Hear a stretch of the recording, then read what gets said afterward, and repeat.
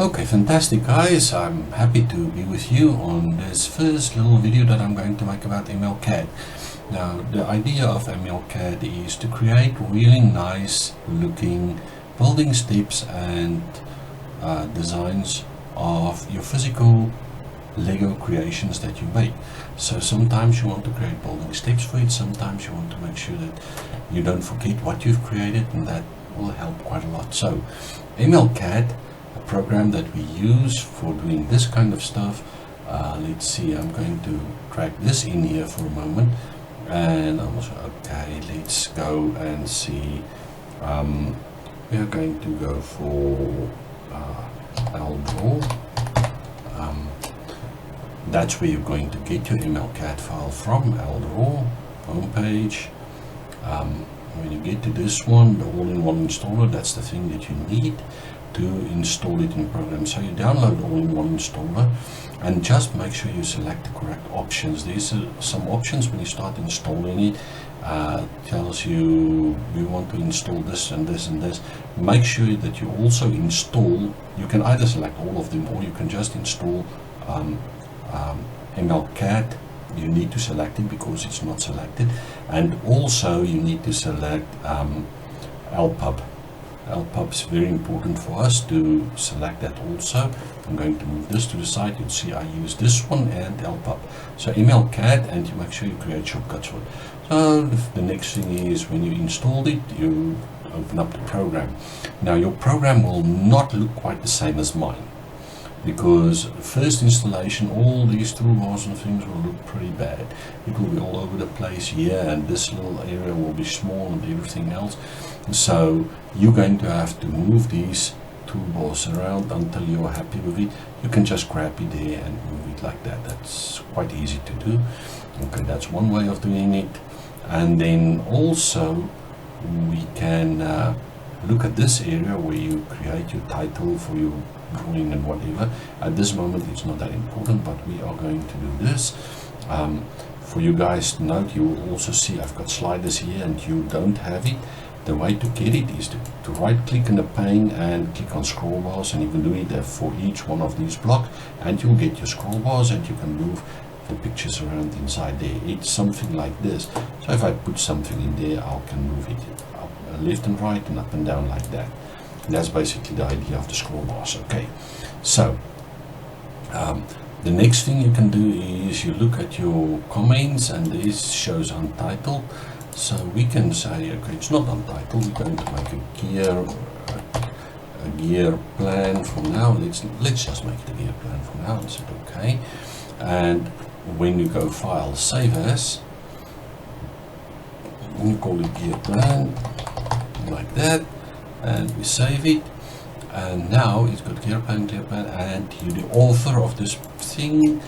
You'll be the author, so I'll just put my name in, author, and for me, I believe this is an official, because I'm working for a specific business. I make official models for the business, and this is what we are doing. So we've got all this things sorted out, and now let's start having a look. You've got your brick bin and your base plate bin, electrotechnic and all that kind of stuff.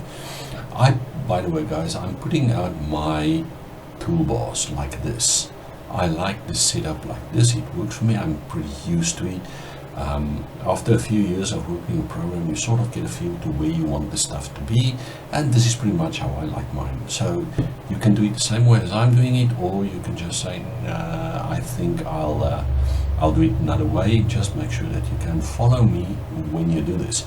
Okay, so normally when you start building, it will be, if you work with technical stuff, it will be in the technic bin. So you can flip through this and find all the stuff that you want. So first of all, I'm going to find a brick. Let's say I'll take a brick with 8 holes. There's a normal Lego brick with 8 holes, and we can change the color. I think I'll change the color to a little, let's change the color to blue. That would be fine. A blue beam. I've got a blue beam, and I'm going to show you how to turn gears a little bit. So let's move up to axles. We'll find the 6-axle, grab it.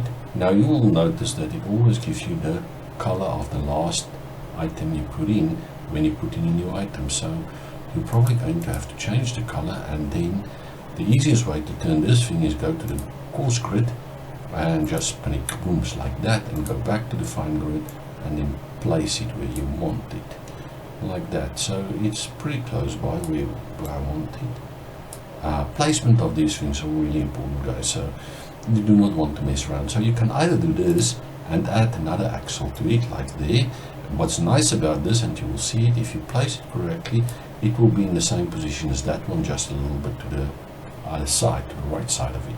Now I'm going to put an 8-tooth gear here and a 24-tooth gear there, and you will see that they match perfectly like that. If you want to match it with a 40-tooth gear, you can just move this axle one up. Right, that's just sizes of the gears according to the axle holes. So what I'm going to do now is going to go to the gears. Where is my gears? There is gears. Okay, we've got a gear, and I'm going to take this gear, put it on there. Now you'll see I could have put it on that side, but then it's on the other side here in your 3D view, and that's not so nice. So I'd like to try and always build the thing on this side, on the left side, where you can view it a little bit better. So there we go. We put it on there, and I'm going to spin it again like that, and you'll see it's a little bit off center. So we're going to need to move it up a little bit and place it in the right spot. So zoom in a little bit, place wheel placement, it's too close, there we go, and then move it up, move it to that side. Now I want to change the gear color to a dark gray, because that's the normal color of the gear, of this reinforced gear. So now I'm going to go down to, let's say, a 24-tooth gear. I want the 24-tooth gear. I'm going to grab that 24-tooth gear and place it right there. So normally when you place the gear, you can sort of align it with the mouse pointer like that. And this is what I wanted to show you guys, is this gear and this gear overlap, and the teeth overlap here, and it doesn't look right at all in a model.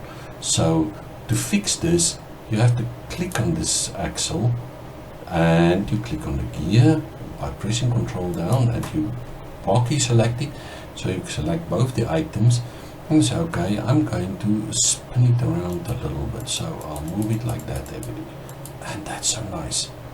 Now everything fits just perfectly.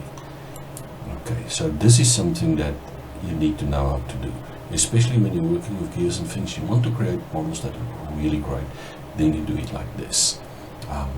It will help. So if you say, I'm going to do this, and sorry, I'm going to select it and Control C and Control V, so I've duplicated this, and I'm going to move it up there, and you'll see that overlaps. So what I'm going to do again, I'm going to spin it, and there you go.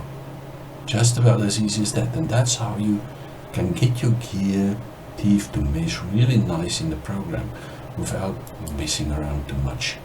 That is the easy way of doing it. Now let's change the color of the gears. I want this light gray, and I want this light gray, and guys, that is the first way of moving with gears. Now you also see that this is what it looks like in 3D view. Unfortunately, the program does not have an option for you, as far as I know, to sort of simulate the thing and have the gears spinning around. But what you will find is that these gears can spin different directions. So if you want to do a directional spin with the gears, then you're going to have to add, let's see, arrows. There is arrow generator. So let's generate an arrow. We want to create a circle arrow like that, and this is the pointer. If you look at it, it's for a pointer, and this length, distance, that's fine.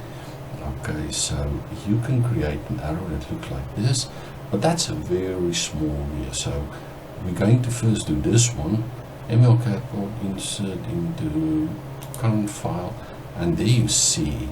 Now if you look there, arrow, it's one single object that you put in, which is great, and it is pretty tough getting hold of these things, especially you want to move it. So you grab it and you move it like so, and then you will see there is the gear, and you're going to have to move it up. Oops. As you can see, it's pretty tough to get hold of that thing because it's really fun. Come on. Arrows. So you select your arrow, and I want to see if I can get hold of this thing a little bit better. There we go. And I will center it a little bit. And what I'm going to do is I'm going to make the green arrow like that. There it shows you which way it's spinning. That's a way to put arrows in to show you the direction of this, in which the gears are spinning. So that's one. So let's do, you can obviously, if you select that gear, we can change it Control C, Control V, and we can take that gear and flip it around. So I think we can do this. There we go. We flip it around and put it that side. Okay, you will see it's on the back side now. That's not where we want it. So let's see, there really, I want to go there, get hold of it and move it up here so we can see it a little bit better, and then move it a little ways down. And let's change the color for this one to say yellow. So it shows this gear obviously are going to turn the same direction as that gear, so I need a smaller arrow for that, and you can go back and say, okay, I'm going to make a smaller arrow. The pointer is going to be too big with straight circular arrow. We want the length to be shorter for that thing, and I'm going to say, okay, the length of the radius of this circle I want to be about 12, and let's make the width a little bit like that, and we'll make it like that. There we go. Now you've set it, it's a smaller circle. Okay, and you can see it's right there, and I'm going to move it right there, and I need to flip it around again, so I'm going to do this. And unfortunately this is one thing that it does though, which is really irritating. So I need to grab it, put it in there, get closer to it so it looks better. Let's take that one and move it up to there, so it shows us pretty well which way it's going to turn.